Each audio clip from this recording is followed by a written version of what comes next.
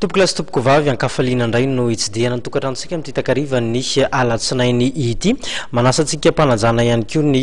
sampana fampalalambavao eto amin'ny fahitalavitra ma TV anaraka izany hatramin'ny farany makasika ny toetrandro avy hatrany no anombohantsika ny fotoana ary amin'ity takariva ity na feno ny fepetraka nomena ny anarana hoe Felinina ilay andian-drahona ao amin'ny ranomasimbe Indiana ao ny folakandro teo dia tany amin'ny 700 kilometatra atsinana ny morontsiraka avaratra atsinana nosy no nisy ny foibe zany andian-drahona izany mizolotra miakandrefana ny dihiny ka mety isy fiatraikany amin'ny toetrandro ao amin'ny faritra Sava ny ao Analanjorovo ary ny ao Alotra Mangoro mipakatra any amin'ny faritra Atsinanana izany andian-drahona matevina izany afaka androandro andao rahantsika ny fanadidina miompana amin'izay.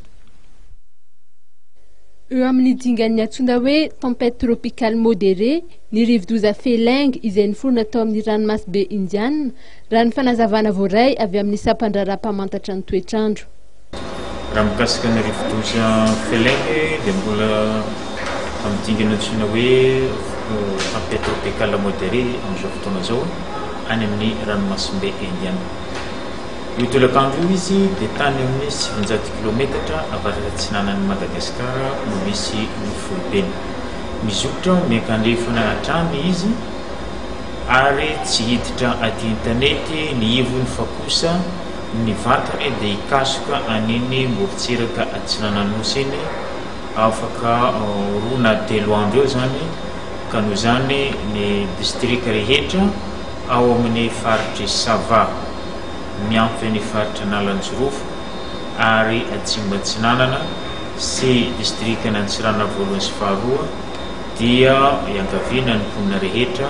ampiatra ny fepetra filazana fanerana. Ny rotsakorana izay nisy tato anatin'ny andro vitsivitsy dia mbola tsy misy fifandraisany amin'izany rivo-doza izany raha ny fantatra fa kosa tafiditra ao anatin'ilay antsoina hoe ilay fito. Amin'izao fotoana izao zany ny ankapobeny raha ny toetrandro eto Madagasikara dia tsy mbola misy fiantraikany amin'io rivo-doza io fa saingy kosa ny fidinany antsoina hoe zone de convergence intertropicale na ilay teny tsotra hoe ilay fito izay efa nilatsaka hatramin'ny farany herinandro teo